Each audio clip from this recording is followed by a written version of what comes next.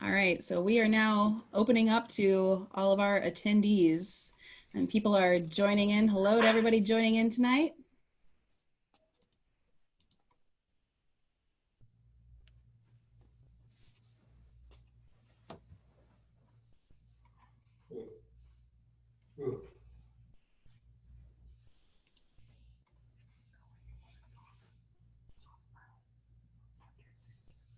Oh, gotcha. Okay.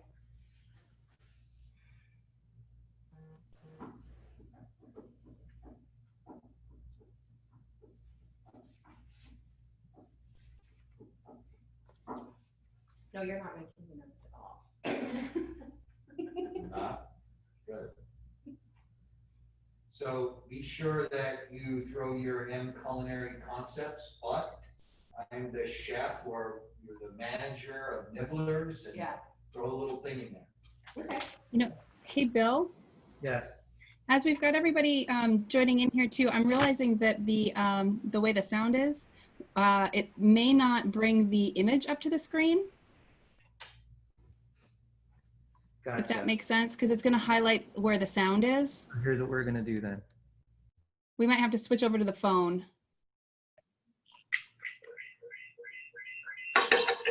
Here's what I'll do.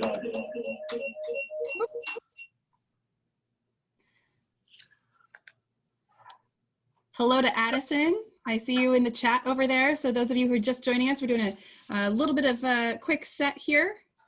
And then we hope you all are having a good evening so far, staying safe.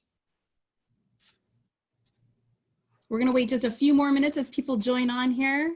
Bill, that was great. Excellent, is that better? Yes, great view.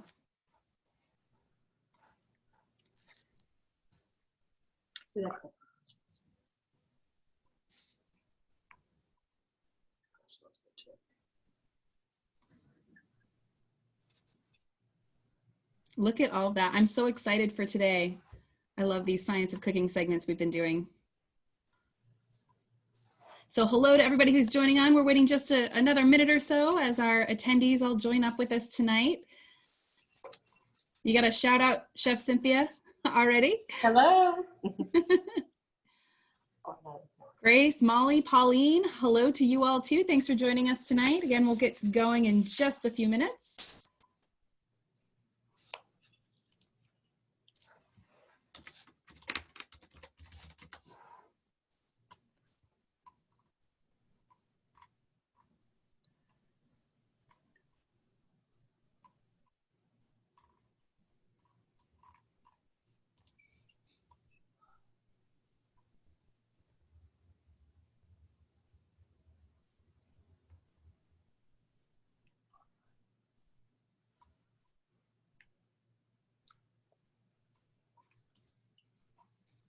Hello, Riley.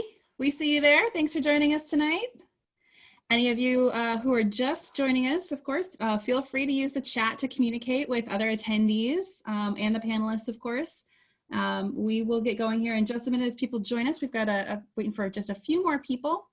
And just a quick piece of logistics, we'll go over this one more time, but feel free to communicate in the chat. But if you got a specific question, we ask that you use the Q&A function at the bottom of your screen. So if you look down towards the bottom, you've got your mute video way over on the left, but then in the middle it says participants, and then the little chat bubbles for the Q&A.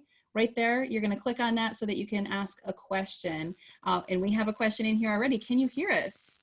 Yes, or maybe that's Bill, but we cannot hear you attendees. You are all blocked for sound and for video, so you're not gonna be distracting. Thank you so much. We appreciate that. And that's why we need you to use the Q&A function and the chat to communicate tonight. So, hi Sylvia, good to see you. Thanks for joining tonight. And we've got Deidre, thank you. Hope I said that right. It's either Deidre or Deirdre. And since I can't hear back from you, I hope I got that right.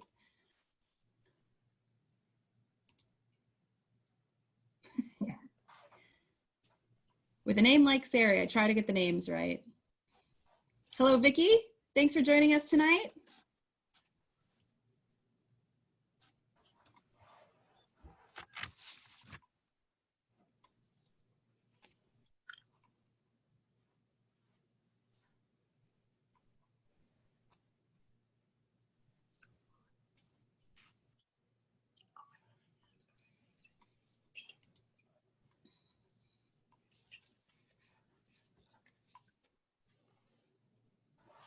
All right, I think we're gonna get going here. So I will just jump in and say hello, everybody. Thank you again for joining us for another round of Science of Cooking here at Arizona Science Center with our great friends from Culinary Concepts.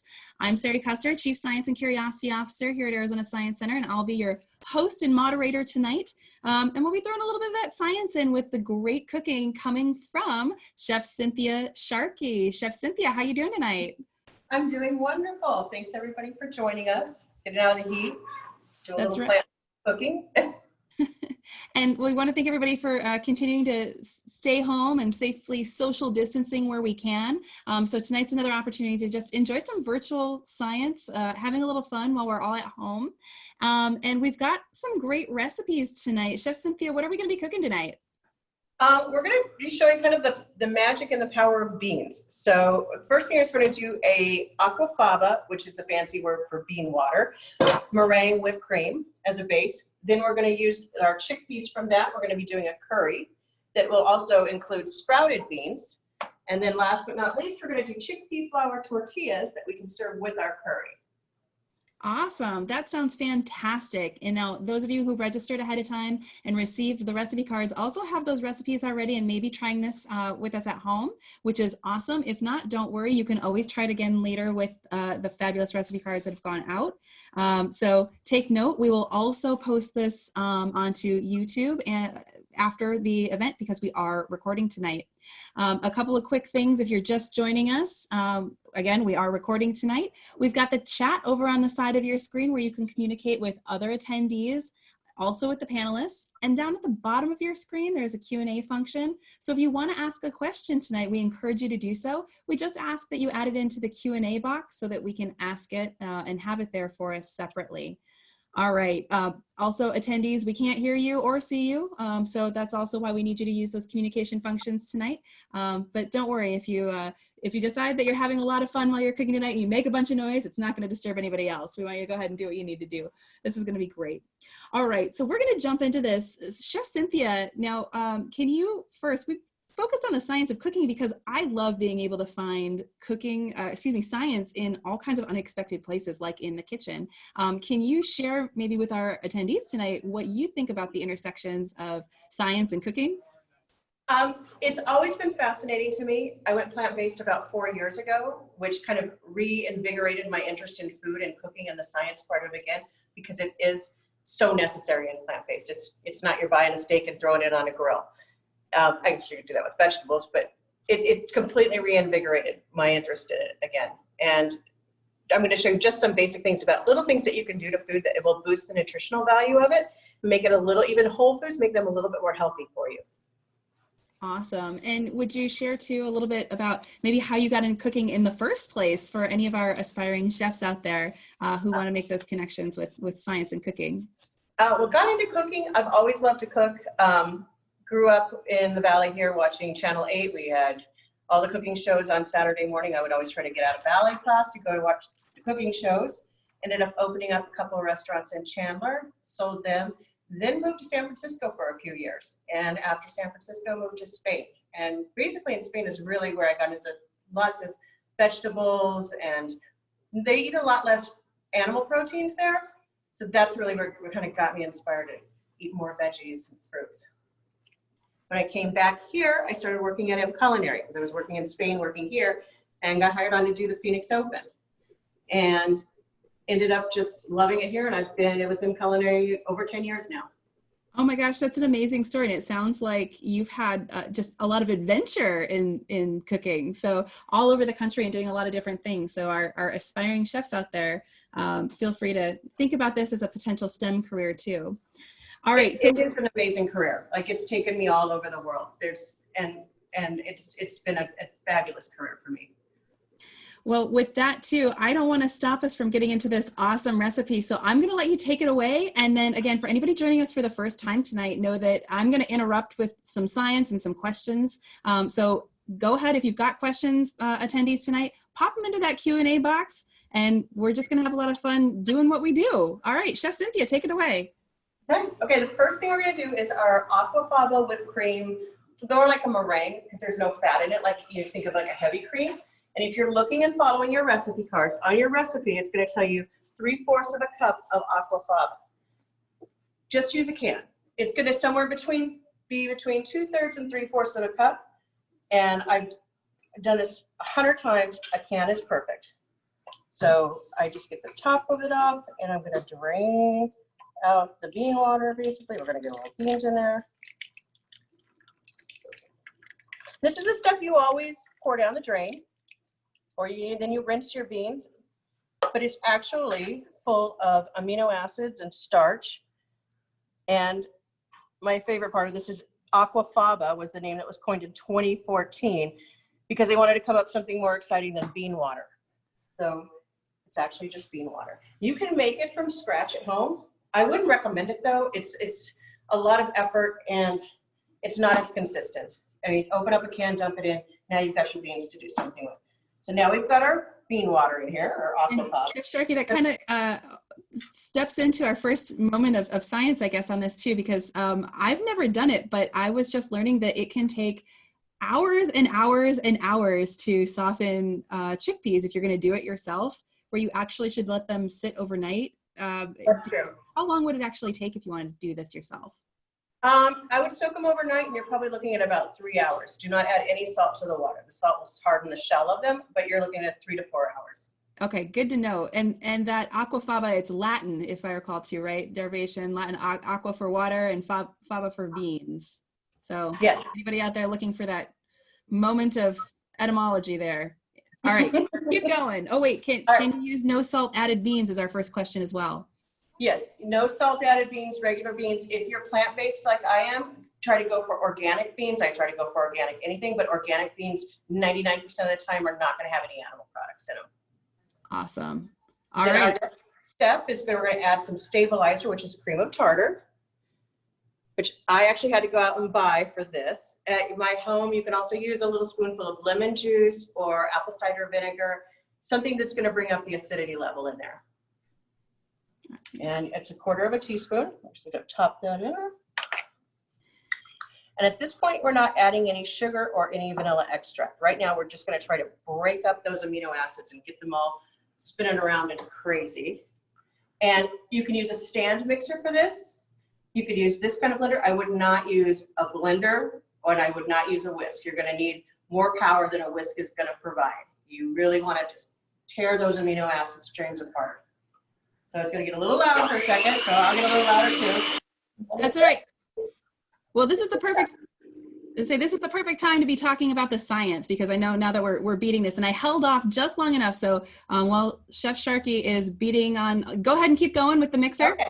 Yep, go ahead and keep going. Because we can talk a little bit about it. You said some great words like amino acids, and in particular those that make those proteins in the beans. So here we've got all of that bean water starting to froth up. There's a ton of protein in that bean water.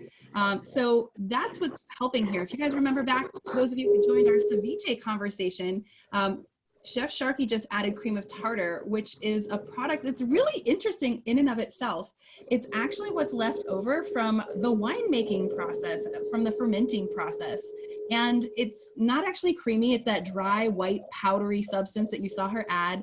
And it's acidic. It's technically, let me look up the technical name because I always forget, and I have it here. Potassium bitartrate, I guess. Bitartrate? AKA it's potassium hydrogen tartrate, hence tartaric acid, hence cream of tartar. Anyway, this is a product that's added because it's acidic. So as I mentioned, going back to the ceviche episode we did, it's all about using that acid to help denature those proteins, which we just heard we know there's a lot of proteins in beans. So once that starts to happen, they're not as tightly connected anymore and they start to move around. And as we're beating here, now all those beaters are adding air bubbles, and because that structure of the proteins is now a little loosey-goosey, those proteins start to trap those air bubbles, and the more we physically beat it, the more air gets trapped in there, and again, the more we're moving all those proteins around to trap the air bubbles. So we're going to see this start to get even more and more stiff the more we physically beat it to add the air, and again, because of that acid, we're seeing that structure take shape. It's the same thing as when you would be beating a meringue, and this is a great substitute for meringue, as Chef Sharkey had mentioned. It's a really good whip. So similar structure. It's a little less protein than in an egg whites, but still a lot of protein here. All right. Look at that go too. That form is really taking shape.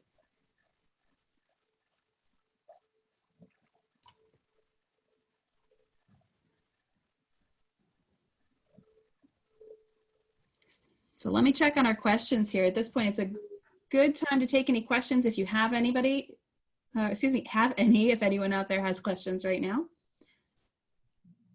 You know, another thing that I didn't mention, so chef's adding a little bit more cream of tartar there, getting it a little more stiff, keeping going on that. I don't know if I can. Actually, at this point, I don't know if I'm still on mute, but at this point, I'm adding a little bit of sugar. In the culinary world, we call this ribbons. When you see it's blending and you still see like those little ribbons coming, at that point, you can start adding sugar, a little tiny bit at a time. You don't want to overload it. So I don't know if you saw right before we cut back, you'll see the ribbons forming. So what I'm going to do at that point is I'm going to start adding the sugar little teeny bit by a little tiny bit. So I'll turn the mixer back on so you can continue talking. Perfect. All right, so while we continue to blend and watch this mixture get more and more stiff into that foam that we're looking for, you know, one of the other things we can talk about here with the aquafaba is the beans themselves. Here we're using chickpeas, which are super interesting just because we've seen them become more and more popular recently, but they've actually been popular for literally thousands of years. Matter of fact, they're one of the earlier crops. There are some studies saying that evidence has been found for chickpeas more than 8,000 years ago. So almost 10,000 years that we've been using chickpeas in diet, and they have started in the Middle East. So that's why you tend to see chickpeas in a lot of Mediterranean and Middle Eastern food. So hummus is literally the word for chickpeas. They're a legume. What are legumes? Now these are edible seeds that come in pods. So can you name a couple? Throw it in the chat, whatever your favorite legume is.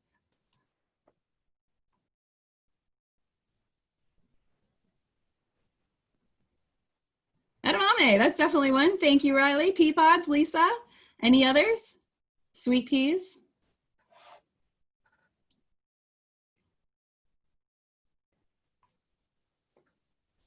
All right, snap peas is another one. So any of those edible seeds that have pods, peanuts are another one that are surprising for a lot of people. But chickpeas, like we said, are what we're using tonight. All right, so let's check in here. It looks like we've stopped blending. So stop blending. We're at soft. Well, actually, they're stiff peaks right now, which means when you pull it up and lift it, see how they stay? There's your stiff peak. You can go a little bit further. And from this point, you can take it anywhere you want. You could add a little bit of chocolate powder if you wanted to maybe make a chocolate meringue for top of a cupcake. They have that PB2 flour if you wanted to do a peanut butter flavored meringue on top of a chocolate cupcake. If you don't want to add the sugar, you can keep it savory. If to do like almost like a foam for on top of a fish. If you're really into the Indian food, you could add orange water or rose water to it.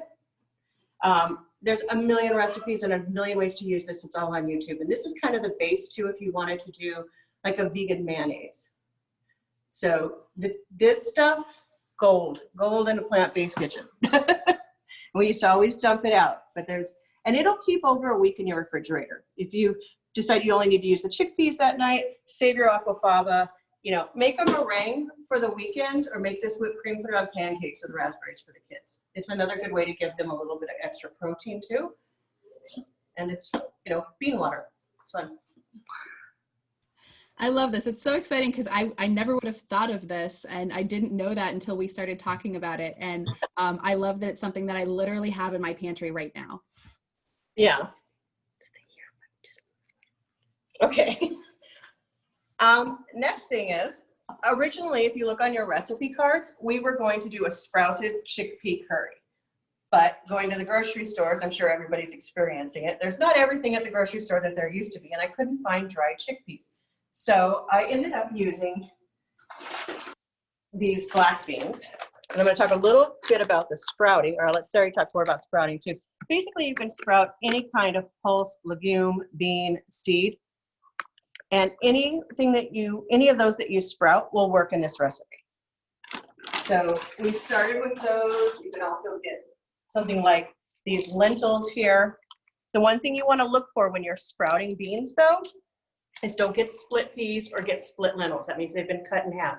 You actually want them to be whole. I'll show you really quick before you sprout them.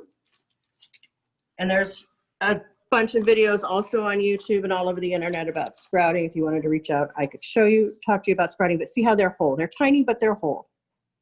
No, that's okay. You mentioned that now's a good time to talk about them. And some people may have heard about sprouted grains. And, you know, listening and looking this up just to make sure we had it right.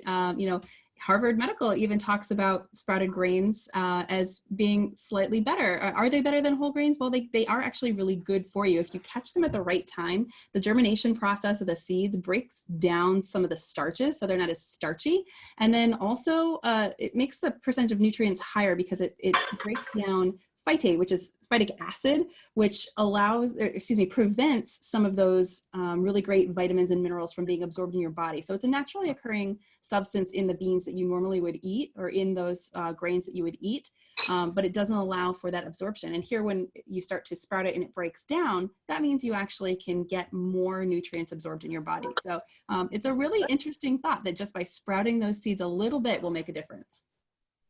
Yeah, and I had a quick tip on sprouting because I've been sprouting for years. When I first started sprouting, I got on Amazon and I got my sprouter caps, and I got the stainless ones because being a chef, we love all things stainless, and aesthetically they were more pleasing. But if you can see, I'm running into a rust issue on them. So if you're interested in doing this and you order these, I would stay away from them. They look beautiful when they're brand new, but after time they do rust. And I've just ordered a whole bunch of these, which are plastic. And then one thing I like about them is they have the little feet on the bottom. So as you can see, I sprouted, these are 3 days. I just sprouted these for 3 days, but the little feet, you don't want water sitting in there. The water can turn on you, and you don't want sour sprouts. And the feet sit up and the water can just drain out for you. Put a little kitchen towel underneath and you're good to go. So I have a little sprouting area in my kitchen. So we're always sprouting these. Broccoli sprouts are excellent for you. But these are just a great thing to have around. Once they start sprouting from this point, you can probably go 4 more days on them. They'll just get more and more and more, and the more sun they're exposed to, they'll also turn green on you. They'll green up. So what I've got in the pan here is some mustard seed. Now the wonderful thing about curry is if you don't have mustard seeds in your house, don't use them, just leave it out. Curry is the most forgiving dish ever. So we're gonna do a little bit of mustard seed. And you'll hear it pop. And I don't know if Bill, my photographer, my cameraman, it smells like popcorn, doesn't it? Absolutely. It's a really nice little pop. I don't know what nutrition it adds to it. I just like them, so they go. Then I've got garlic and ginger, fresh garlic and ginger, lots and lots. I like my ginger in pieces. If you want to kind of hide it from your kids, throw it in your blender with a little bit of water as part of the tomato juice and blend it up. I like to get a little chunk of ginger.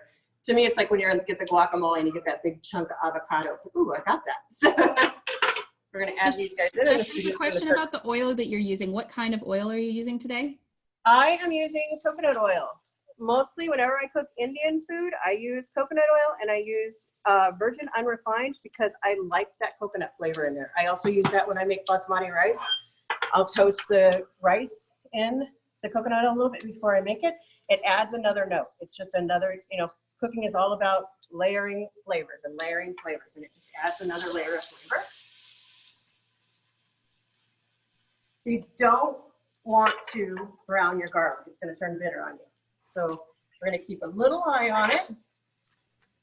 And this is going to cook in tomato, which is acidic well, so that'll help break down the garlic. So it's just going to take it probably to where it's soft. And then I'm adding our cauliflower. And I think the recipe says a whole head of cauliflower. The head of cauliflower I had was huge. So this is probably more like half of a head of cauliflower.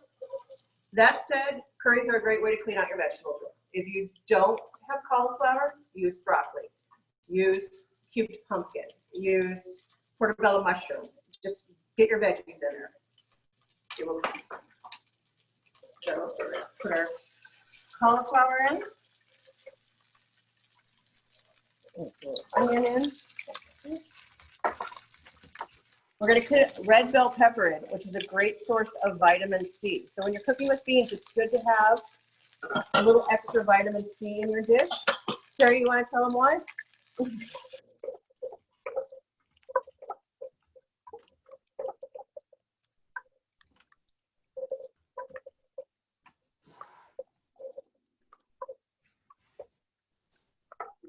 Oh, well, she didn't hear. Okay, well, I will tell you why.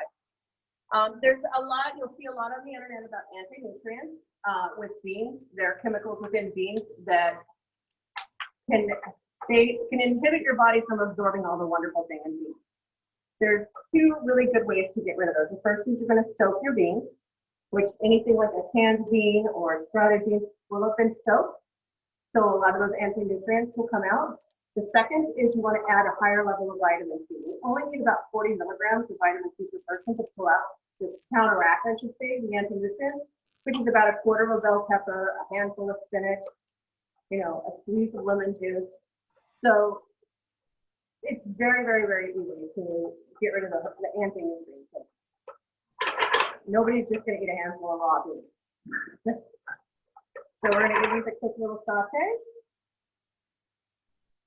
And I have to apologize because it sounds like maybe I missed a science question there, and I apologize if I didn't hear it. So we had a little technical difficulty there. There's also a couple of questions. Garlic's not on the recipe card, but I think going back to Chef, what you said, to add whatever you have. Yeah, I would definitely add garlic. That would be my mistake. You want to have garlic in there. I like garlic in there. But honestly, if you don't have garlic in your house, you can make curries without garlic. I've done it before. Garam Masala is what we requested or what's on the recipe card. If I don't have this in my house, it has more of a like cinnamon nutmeg notes almost to it. You can go with like a plain yellow curry, like a madras curry, whatever curry you have in your house. Some will come in taste with like a Penang curry taste. Curries are very forgiving. And now the difference between the garam masala and curry itself, if I recall, is actually the turmeric. Is that correct? Turmeric is in both of these actually. Garam masala has, like I said, more like a cinnamon and clove in it, and a lot of paprika. That's so you'll see the red color. Madras curry, no paprika. Okay. It could be a little bit more mild. If you're just getting into the curry world, maybe go with a madras curry, a little bit more of a mild curry, and go less, put half of what the recipe suggests. It's really you're making it for you, so customize it to you. I'm going to add the garam masala because I really like the fragrant notes of cinnamon in there.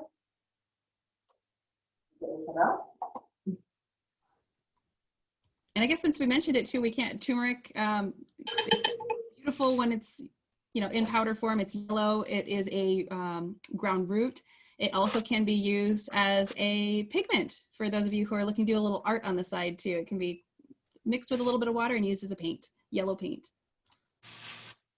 One thing I always like to do is, you see how it's sort of dry in this pan right now?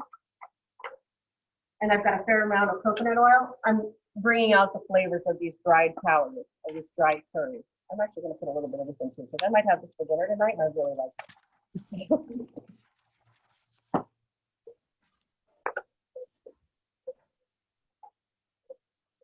There we go. Now the recipe calls for fresh tomatoes. I went to Fry's last night just before curfew, and they had 3 tomatoes. They had 1 Roma, 1 beefsteak, and 1 heirloom. And I didn't buy them. I instead went and got a can of tomatoes, which you can absolutely do. I don't know if anybody bought pre-pandemic, but canned tomatoes. So if you can see on the very bottom of this can, that plate that's sticking, that's called the fond. That's all really good flavor. So what I'm going to do is I'm just going to pour the liquid off these tomatoes. And that's going to loosen up all that fond on the bottom of the pan. And we're going to incorporate it into our dish. It'll come right off.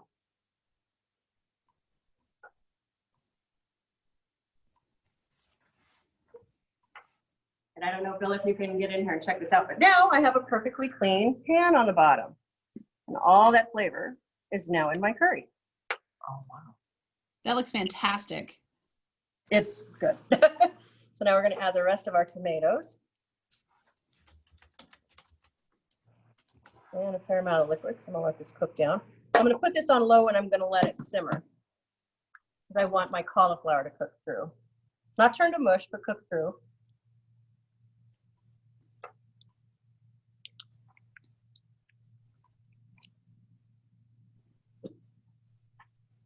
Oops, I think I might have turned it off.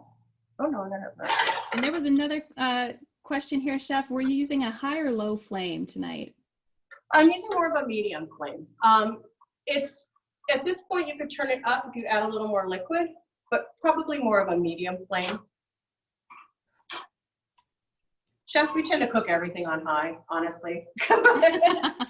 But really, you're going to want to probably go medium. And these curries are so forgiving. It's if you're doing homework with the kids, you can put it more on a medium-low flame, so you can go back and forth and back and forth. If you're running late and you just want to knock this one out, you can honestly steam or use a frozen cauliflower and put it in so it's part cooked. Hit it on high, and you can be done in 15 minutes. So we're cooking this away. Now I'm going to add some fresh spinach. This is just baby spinach. That seems like a lot, but it's going to cook down. Anybody that's ever cooked with spinach knows it just goes away. And it's just adding another level of nutrition. It's also adding a lot of iron, which as a plant-based person, you need to watch how much iron you're getting. Lentils are super high in iron. Spinach is very high in iron. That's one of the things that makes spinach a superfood. Those of you who are well acquainted with your leafy greens, lots of vegetables, lots of nutrients. The iron in particular is excellent in spinach.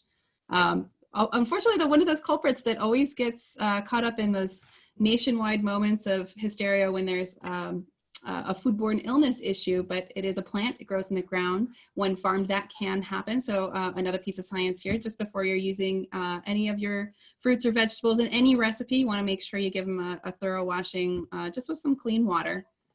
Don't use soap on your fruits and vegetables. That's something that's come out recently. Don't do that. Soap can actually cause digestive issues. So you do not want to do that. You'll make yourself likely sicker just from the soap. So I'll flip it back to the awesome recipe. Okay, so at this point, let's say you're making a dessert. At this point, you could add in your chickpeas. There's no reason not. It's to throw some chickpeas in there instead of having a can hanging around in your fridge. I'm also now, get these warm through, we're going to add the sprouts. I add them at the very end because you want to kind of keep them a little bit nutty and a little bit fresh tasting. Let's see where we're at. And these guys, I like the look of these. So these have been sprouting on my counter for 3 days. I don't know if you can see. They started out as little tiny black pods, and they've all opened up, and they're sprouting. And they're not smushy, but they're soft. You're gonna get a little tiny bite in them. You could use these if you wanted to do like a Chinese stir fry. Throw them in a stir fry. You can put them on top of a salad. You have a green salad. You want to put them on that. It would be perfect. These are super versatile. So this is another one, and Chef already mentioned this. You want to be careful not to soak these in too much water, just because that high moisture can produce a great environment for bacteria to grow. So just keep an eye on it and be careful when you're using sprouted grains. Yeah, I've heard a trick where you can put a little tiny bit of hydrogen peroxide in the water. I've never had to do that. Just the key is once you let them soak overnight, you're going to rinse them a minimum of 2 times a day. I go in the kitchen in the morning. I've got dogs with dog food. Rinse the sprouts. Come home from work, rinse the sprouts. Close things up in the kitchen at night, rinse the sprouts. The other thing that will help with that is when you're using those sprouts. So I love that idea of making sure that you're rinsing them, but when you actually use them in a dish, using them in a dish like this that's cooked or baked, so that way you are killing any potential bacteria or illness. So we are here now. Now at this point, you could serve this. You could serve this. You can add salt and pepper. Usually I don't add too much salt because the curry has so much flavor in it. If you want it to be a little creamier, you can add coconut cream. And we're just going to pour that in. All right, Chef. So a science question that I didn't prepare for. What is exactly coconut cream? Oh my gosh. I'm going to say, if I had to guess, when you take coconut milk, and you take your coconut flesh and you blend it, usually in a high-powered blender, and you strain it and make your coconut milk like you would make an almond milk. There's going to be that fat layer of cream that rises to the top. I'm going to guess that is collected because this has probably the twice the fat content of coconut milk. Okay. And then there's coconut water. That makes a lot of sense. So, always learning things here, everybody. So I'm always looking out for those science moments too. So I love learning something new. So the coconut cream, that extra fat. So at this point, cook it down till your until your cauliflower is cooked to where you want it, soft enough where you want it. It's fine to eat now if you like your vegetables a little more al dente. You would serve this on rice. If you are not plant-based, you could grill a couple lamb chops. Maybe do like a Moroccan spice next to them and serve this as a side dish. I'm going to show you how to make some chickpea flour tortillas that you could serve it with. And before you serve it, I would always add some sliced green onions, which I also could not find in the store last night, some fresh cilantro, a little squeeze of lime juice over this. It's really good. And that is basically your curry. And then you've got your sprouts in there, giving it a nice nutrition boost. It's easy as that. Beautiful. All right, I'm going to set real quick for the next thing we're going to show you, which is chickpea flour tortillas.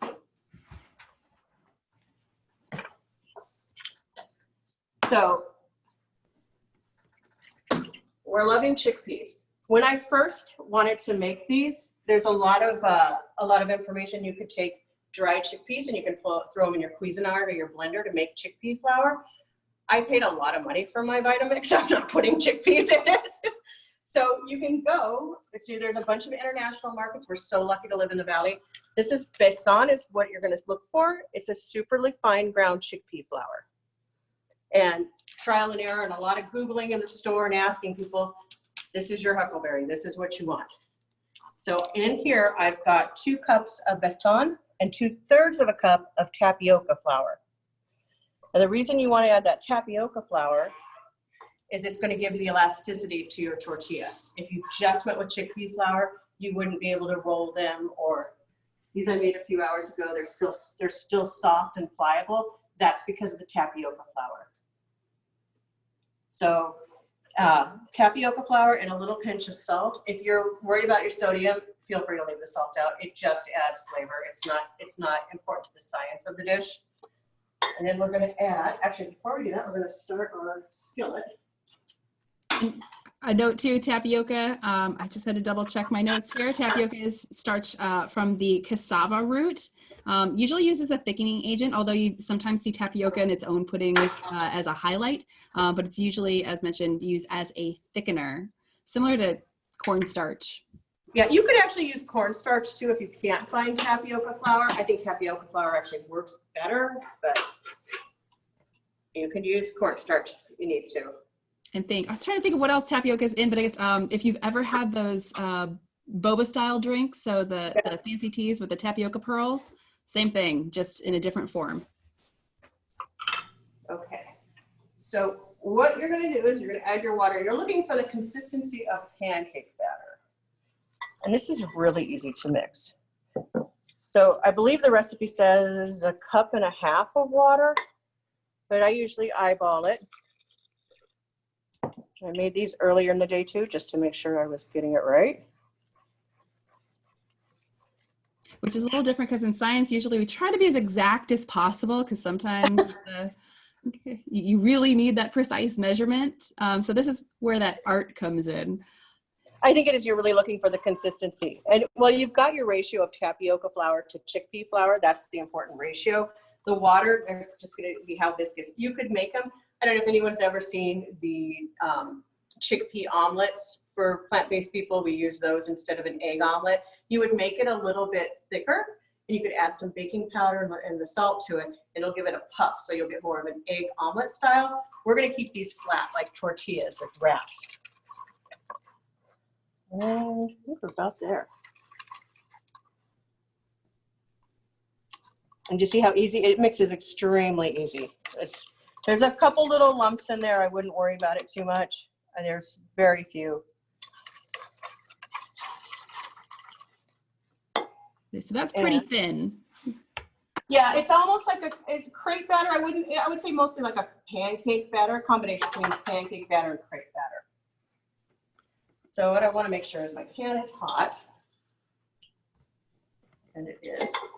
So I did not bring a ladle, so we're going to do it this way. And if you have a really good nonstick pan at home, I've got a great nonstick pan. I don't even use oil in there. Then you're going to thin this guy out a little bit. So I'm making the cameraman crazy right now. Sorry. And what you're looking for, see the sheen? You want it to look completely dry.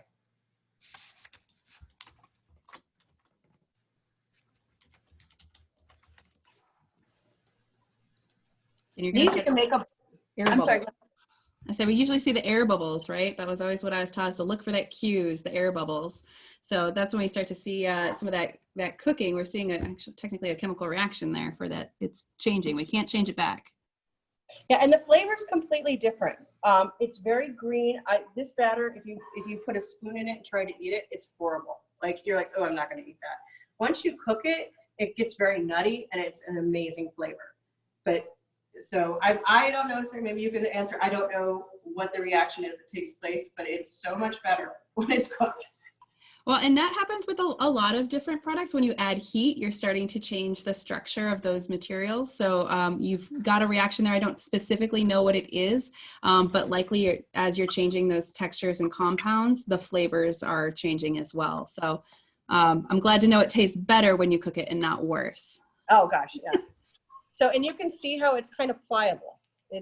You could roll this like a tortilla. This one might even be a little bit thick. It's a little awkward reaching over here, but that's our tortilla. And these are great too because they're also gluten-free. So if you have somebody in your house that is celiac or is just gluten intolerant, this is a great thing for them to put, their chicken salad wraps in.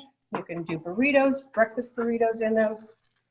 And you can make them ahead of time and throw them in a Ziploc in your freezer, pull them out and stick it in the microwave as you need them.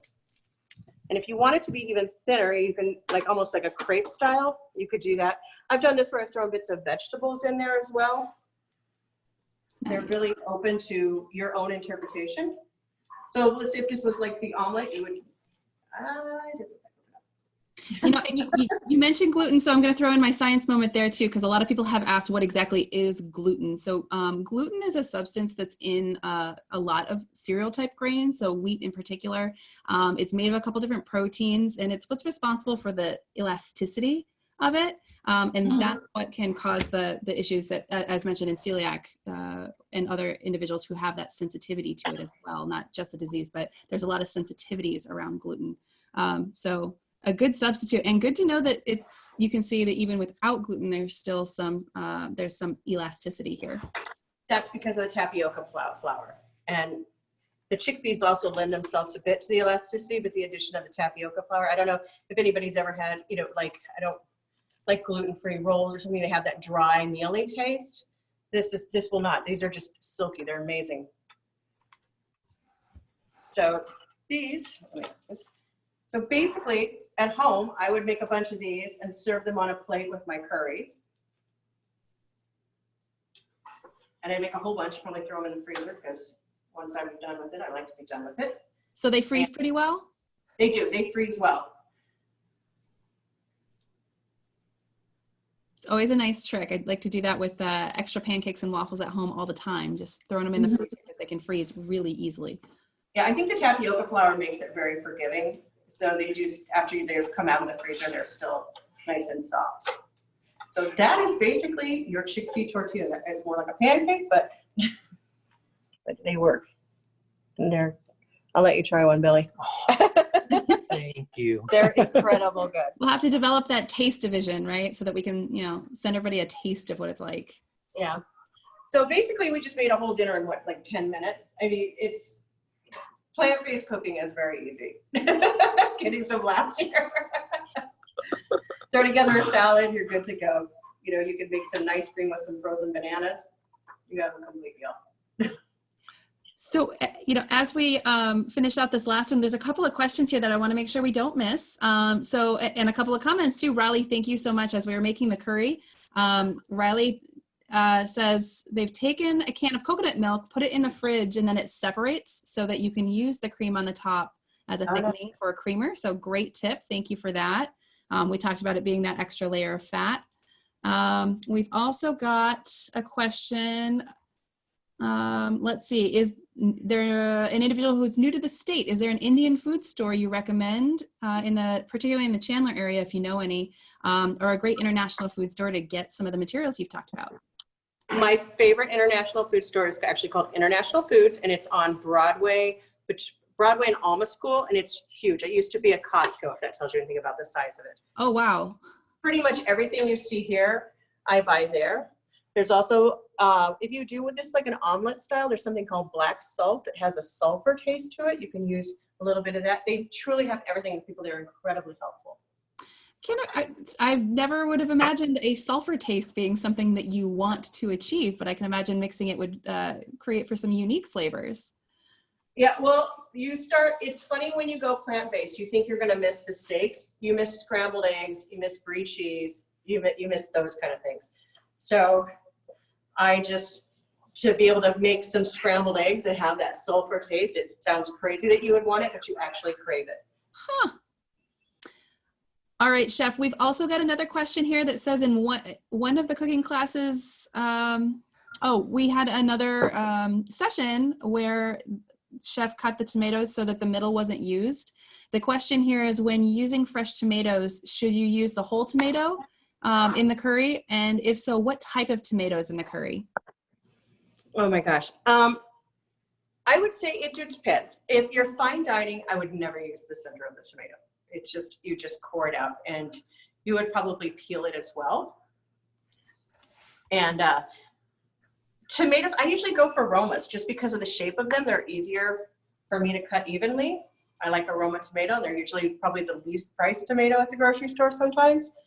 Something like an heirloom tomato, I would say, if it's the star of the dish, it's a caprese, or like a tomato carpaccio, where you know, in lieu of a beef carpaccio. But for this dish, I would just go straight up heirloom or straight up aromas. Excellent. Oh. All right. So I'll let you talk a little bit about where we're going here. And then we've got a couple questions that pertain to the meringue. So I know we'll have to come back to that, our aquafaba. Which is here. I'm getting some very good help from our master chef over here. That's all right. Well, and while you're grabbing that too, one of the questions that popped up, how would you use the chickpea water in this dinner? Well, the chickpea water, the aquafaba, is right there. So you could put it in a low oven. You put it in a low oven about 200 degrees. There's something called a pavlova, where you basically are drying it out, and it's a meringue. You could use it as like a cookie between vegan ice cream if you want to do that, or just on its own, or maybe with some raspberry sauce over the top. You could use that, you know, with a piece of tart or cake, or even just fresh fruit. If you're being super healthy. I don't know that I've ever been that healthy, but so one of the questions is, for the aquafaba, does it taste like beans? No, it does not taste like beans. It does not, it's not fatty like a whipped cream, but it tastes,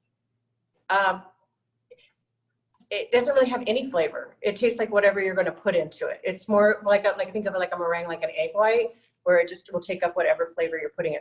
This one I've got, which I use, smells in here so good too, is Mexican vanilla, which I love Mexican vanilla. This brand, and I don't know if you can get it at the international store. I actually go to Mexico to get this. Very nice. Another science moment, vanilla, for those of you who want to know, vanilla comes from the fruit of a particular vanilla orchid plant, from only certain parts of the world, and then it's extracted when we use vanilla extract using an alcohol solution to get that flavor out of those bean-shaped fruits. So it's not technically a bean, but it is. So great here for that really beautiful aquafaba. Love that. Thank you. Oh, another question that came in, does rainy weather or high humidity ruin meringues? I don't know. That's a question for you, Chef. I think if you were going, I've not had that experience, especially here in Arizona. If you were going to dehydrate it and make like a pavlova, like I was saying, you're probably going to want to leave it in the oven just a little bit longer, because the outside, there's so much more moisture in the air. If you're talking about like a cooked meringue, definitely keep them in an airtight container.